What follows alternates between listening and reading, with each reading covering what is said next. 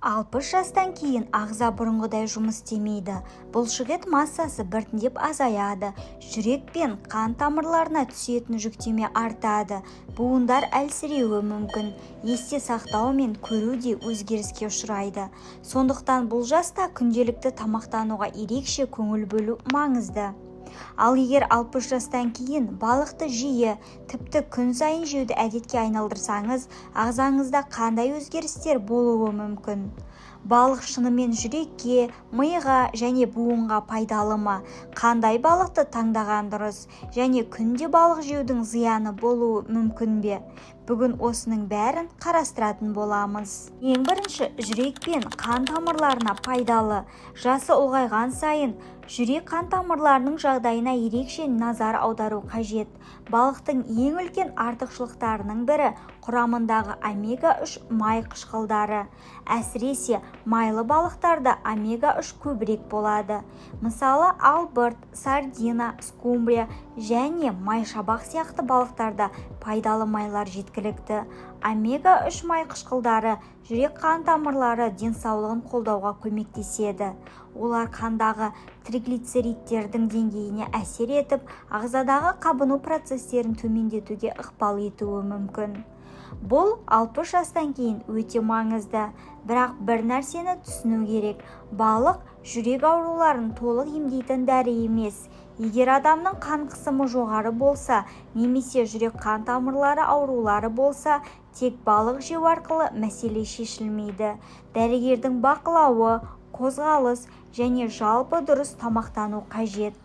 Дегенмен, балықты шұжық, майлы ет немесе қатты өңделген тағамдардың орнына таңдау жүрек үшін пайдалырақ әдет болуы мүмкін. Екінші, мидың жұмысын қолдауға көмектеседі. 60 жастан кейін көптеген адамдар есте сақтау қабілетінің бұрынғыдай емес екенін байқайды.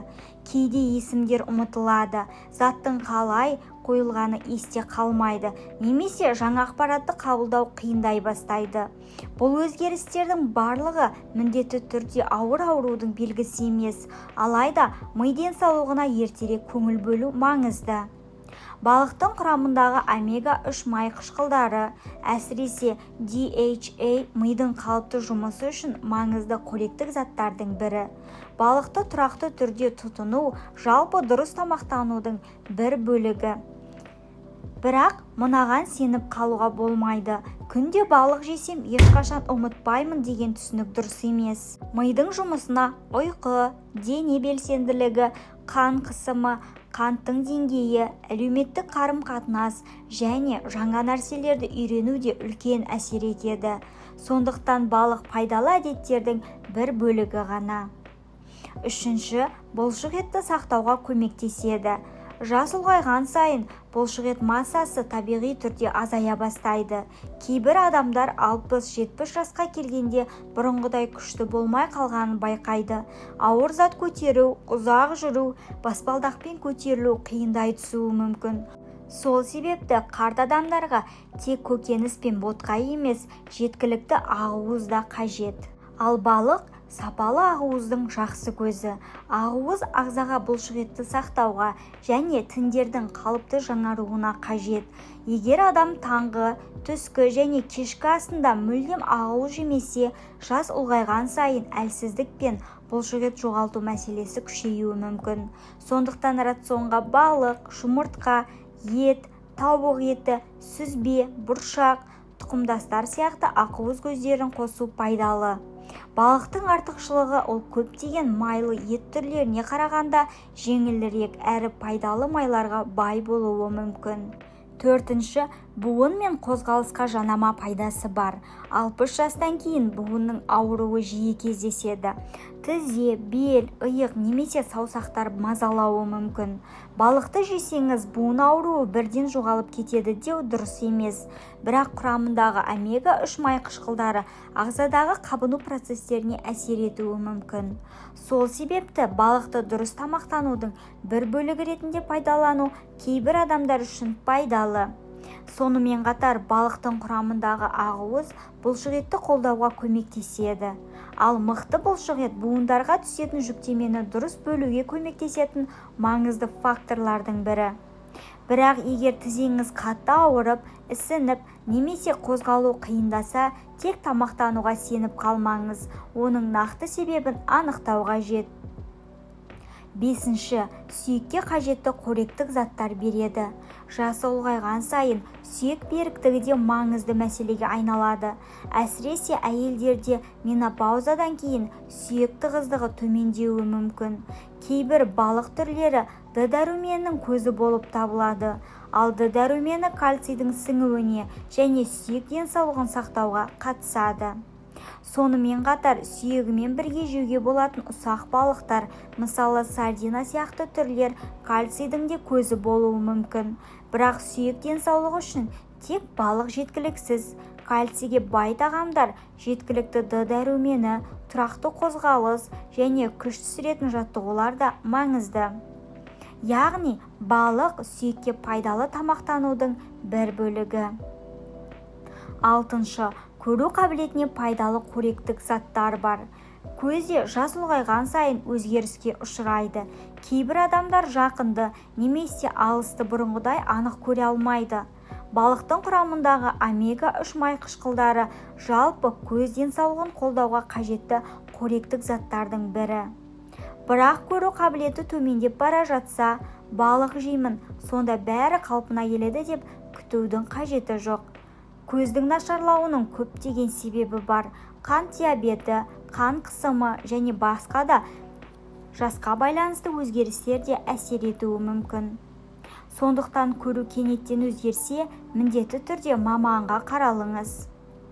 7.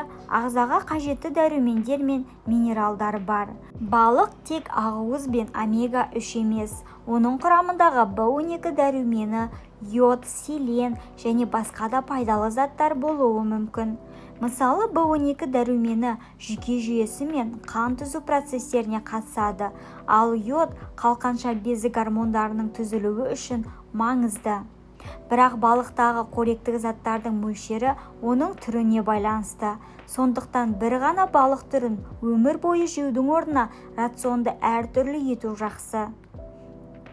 Бүгін сардина, басқа күні форель, келесі жолы майшабақ немесе басқа қолжетімді балық түрін таңдауға болады. 8. Салмақты бақылауға көмектесуі мүмкін. 60 жастан кейін қозғалыс азаюы мүмкін. Сол себепті бұрынғыдай тамақтану кейде артық салмақты алып келеді. Балықтың орнына пеште пісірілген, бұқтырылған немесе қайнатылған балықты таңдасаңыз, артық майды да азайтасыз. Мысалы, картоп фри мен шұжықтың орнына көкөніс гарнирімен балық жеу әлдеқайда теңгерімді тағам. Бірақ балықтың өзін де қалай дайындайтыныңыз маңызды. Балық пайдалы екен деп оны күнде көп майға қуырып, үстіне майонез қосып жесеңіз, тағамның жалпы пайдасы азаяды. 9. Ұйқы мен көңіл күйге де жанама әсер етуі мүмкін. Жақсы тамақтану тек жүрек пен салмаққа ғана емес, жалпы көңіл күйге де әсер етеді. Балықтағы ақуыз, пайдалы майлар және басқа қоректік заттар жүйке жүйесінің қалыпты жұмысын қолдайды. Бірақ ұйқысыздық немесе мазасыздықтың нақты емі ретінде балықты қарастыруға болмайды. Стресс, дәрі-дәрмек, кофеин, физикалық белсенділік және көптеген аурулар әсер етеді.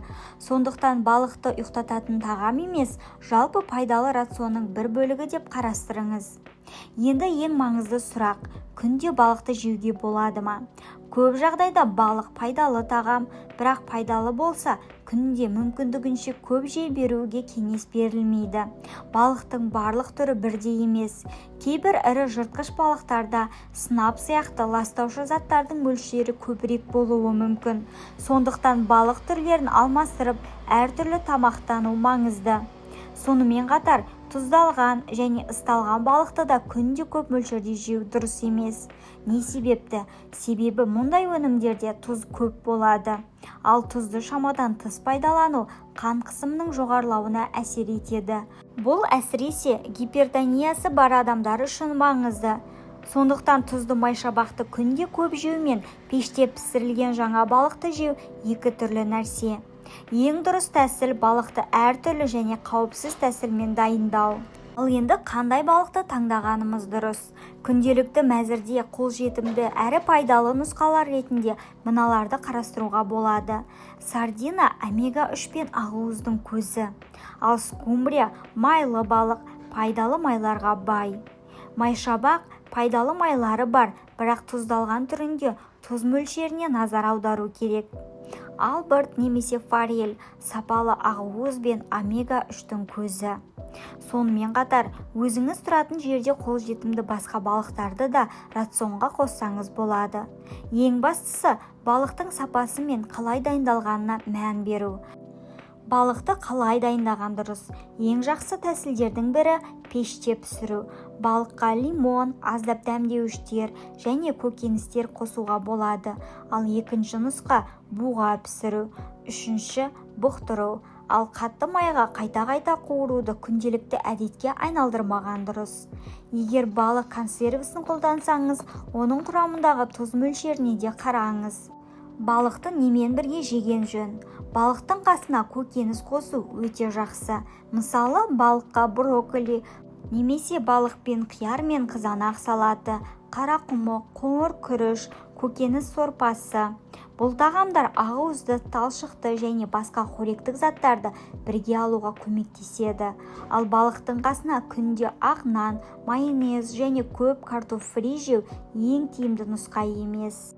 Ал енді қорытындылай келе, егер сіз 60 жастан асқан болсаңыз, бүгіннен бастап мәзіріңізге балықты ақылмен қосып көріңіз. Бірақ мөлшеріне, балықтың түріне және оны қалай дайындайтыныңызға назар аударыңыз. Денсаулық бір күнде жасалатын нәрсе емес, ол күн сайын қайталанатын дұрыс әдеттерден құралады. Егер сізге осындай пайдалы ақпараттар ұнаса, видеоны қолдап арнаға жазылуды ұмытпаңыз. Дендеріңізге саулық тілеймін.